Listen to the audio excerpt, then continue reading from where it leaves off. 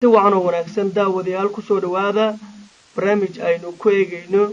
munaasabad lagu dhagax dhigay dhul loo iibiyey naafada ku dhaqan gobolada dhexe ee dalka Soomaaliya. Dhulkan oo ay iibiyeen ururka daryeelka naafada iyagu taagan in ay caawiyaan walaalahooda naafada ah oo aan shaqaysan karin. Haddaba munaasabada lagu dhagax dhigay dhulkan loo iibiyey naafada ku dhaqan gobolada dhexe ee dalka Soomaaliya ayaa waxaa ka soo qayb galay dhammaan qaybaha kala duwan ee ururada bulshada iyo mas'uuliyiin ka tirsan maamul goboleedka Xaman iyo Xeeb ayaduna halkaasi laga jeediyey khudbada wax koola horeyn munaasabada ka hadlay waxaana uu faahfaahin ka bixiyey cidda iska kaashatay dhaqaalaha lagu iibiyey dhulkan iyo weliba halka ay ka soo aruuriyeen. meeshaan aad u jeedin waxaa ururka daryeelka naafada oo kaashanaya walaalo kale oo jooga banaanka iyo gudaha dad banaanka kaashanaya waxay iibiyeen aan hadda dhex joogno oo ah 2500 oo mitir oo isku wareega ayay iibiyeen. walaalahaas ujeedada ay u iibiyeen waxay ahayd dadka naafada ee gobolada dhexe ku sugan inay helaan xarun u noqoto marka koobaad waxbarasho marka labaad hooy looga sameeyo insha Allah xaruntaas ay ka ugu tala galeen meeshaan in laga dhigo. haddii aan faahfaahiyo dadka xaruntan ka qayb qaatay oo aan aad iyo aad ugu mahadcelinayna waxaa ka mid ah dadaal badan ku bixiyay ururka daryeelka naafada gobolada dhexe xubnihiisa banaanka iyo gudaha aad bay ugu dadaaleen. waxaa kala qayb qaatay dhulkan geditaankiisa jaaliyadaha banaanka ee gobolada dhexe u dhashay gaar ahaan jaaliyadaha ku nool wadanka Sweden iyo dalka Denmark gaar ahaan magaalooyinka Malmö, Gothenburg, Stockholm iyo Copenhagen. waxaan aad iyo aad marka ugu mahadcelinaynaa walaalahaas hadda ka hor caawiyey oo nagala qayb qaatay dhulkaas in loo gado dadka naafada ah. hadda waxaa la dhagax dhigayaa dhulkii oo hadda dhismihiisii hadda la bilaabayaa insha Allah waqtiyada soo socdana waxaan rajo weyn ka qabnaa walaalaha hadda nagala qayb qaataan in laga hirgeliyo qayb waxbarasho kabacdina tilaabooyinkii kale oo dadka lagu daryeeli lahaa loo gudbo insha Allah. sidaas ayaan rajaynaynaa. waxaan baaq marka u dirayaa dadka gudaha iyo banaankaba inay nagala qayb qaataan meesha hirgelinteeda si dadka naafada oo qayb kamid ah maanta u jeedin ee goobtan ay joogaan qaybina guriyihii ay yaaliin oo ka kici waayeen dadkan waxbarasho ma haystaan dadkooda hadda meesha ku sugan iyo kuwooda kale caruurtooda waxbarasho ma haystaan xagga nololeed dadka waa ka dambeeyaan xag waxbarasho iyo xag waxqabsiba insha Allah goobtan waxa loogu tala galay dadkaas inay dadka la mid noqdaan xagga waxqabsashada aqoonta intaba insha Allah. marka waana mahadsantiin dhamaantiin. assalaamu calaykum warahmatullaah. sidoo kale qaar ka mid ah ka soo qayb galayaasha munaasabada dhagax dhiga xarunta loo iibiyey naafada ayaa waxaa ka hadlay qaar ka mid ah ururada bulshada iyagu ka soo qayb galay munaasabadaasi waxaana ay ugu hambalyeeyeen qurbajoogtii iibisay dhulkaani una soo marisay ururka daryeelka naafada shaqada wanaagsan oo ay qabteen. sidoo kalena waxa ay ku buuriyeen bulshada kale ee Soomaaliyeed oo ku dhaqan dalka iyo dibaddiisaba in ay gacan weyn ka geystaan sidii loo dhisi lahaa xaruntaani. haddaba qaar ka mid ah ka soo qayb galayaasha munaasabada oo arrintaasi ka hadlayna waxay yiraahdeen galabta ugu faraxsanahay dadka halkan isugu soo banaan baxay oo qof cagiisa ku istaagaya lahayn oo qof indhiisa ku soconaya lahayn oo halkan xafladda galabta loogu furay aad baan ugu faraxsanahay. waxaan ku darayaa tixyaro baraanbura Allah diyaarifka iyo ayadaha quraan Allah diyaarifka iyo ayadaha quraan jannada irdaheeda rabow noogu yeelifteen jannada irdaheeda rabow noogu yeelifteen kuwa cuuryaamayo cagaan lahayn kuwa indhabeelayo aan waxba arkaan kuwa xiska laga galo aan xisaabtamaan inaan wardar yeelno sidaasoo danteen ma nooqo dadaal badan aan samahayno derbiga dhisnaa dayaxaan noorinaha oo dib uga kacnaa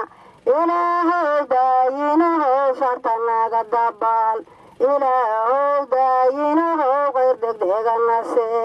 masaakin arooriyahow maalkan hoodkee. waxaan leenahay taas waxaa weeye dhiirigelin sababta ay tahay dadkan waa u jeednaa waa kuwa haddii olgalo ma carari karaan meel ma aadi karaan meel ma yeeli karaan xaq bay nagu tahay inaan guryaha u dhisno oo u istaagno ma ahan wax dheeldheela dawladna xataa inaan gaar u barino maahan waa inaan daryeelka annagu u horeyna waa inaan dhagaxa dhisnaa anigu sida runtaa mushaarna malihin mana qaato laakiin xoolaan leeyahay neefka u horeeya anaa dhiibaya oo lagu dhiso halkaas anu dhiibaya waxaan jeclahay dadkoo dhan saas inuu ugu dhiirado waxaan leeyahay dawladda kor u istaaga indhana u yeesha dhibaatadan arka dadka aan u wada istaagno adinkuna hoggaanka noo qabta anaguna hayinkii baarigayna assalaamu calaykum waraxmatullahi sidoo kale munaasabadda waxaa ka hadlay madaxweyne ku-xigeenka maamul goboleedka Axmed Yaxaab Cabdi Maxamed Suldaan Axmed Nuur iyo wasiirka arrimaha gudaha maamulka Axmed Yaxaab Xasan Cabdullaahi Maxamed waxaana ay sheegeen in ay wanaagsan tahay in la gacan qabto naafada ku dhaqan gobolada dhexe ee dalka Soomaaliya waxaana ay ugu hambalyeeyeen ururka daryeelka naafada iyo sidoo kale qaar ka mid ah qurbo-joogta Soomaaliyeed ee ka soo jeeda gobolada dhexe iyagu sahlay in la iibiyo dhulkaani shaqada wanaagsan oo ay qabteen waxaana ay sheegeen mas'uuliyiintani in ka maamul ahaan ay garab istaagi doonaan isla markaana bulshada ay ku dhiirigeli doonaan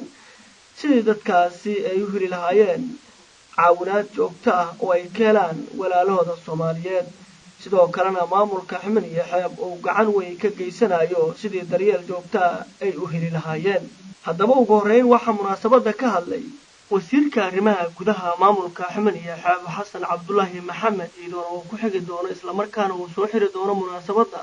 madaxweyne ku-xigeenka maamulka Axmed Yaxaab Korneyl Cabdi Maxamed Suldaan Axmed Nuur waxaan salaamayaa ururka naafada ururka hooyooyinka dhalinyarada maamulka iyo marti sharafta kale oo ka soo qayb gashay xafladan dhagax dhiga ah oo lagu dhagax dhigayo positionkii la siiyey ama loo gaday naafada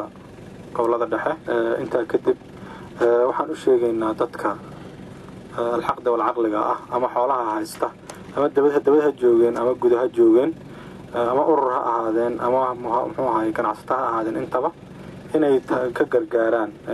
waxyaaba ay u baahan yihiin oo ay ka mid tahay sida ay sheegeen hoyga ay ka mid tahay waxbarashada oo ay ka mid tahay gaadiidka ay ku socon lahaayeen hadduu gawaari ahaa iyo hadduu bir ahaayeen intaba iyo hadday ula yihiin intaba intaa kadib waxaan kor ugu qaylinaynaa dadka jaaliyadaha ah oo hadda ka horba isxilqaamay inay isxilqaankooda lama laabaan ganacsatada magaaladana waxaan leenahay dawlad kaliya ku hadlaynin u istaaga annaga ka maamul ahaana waxaan ku dadaalaynaa dadkaas inaan la hadalno niraahno abaabulno niraahno hal la daryeelo dadka naafada ah hana loo gargaaro maamulku waa dadka dadkuna waa maamulka la sheega waa dadka marka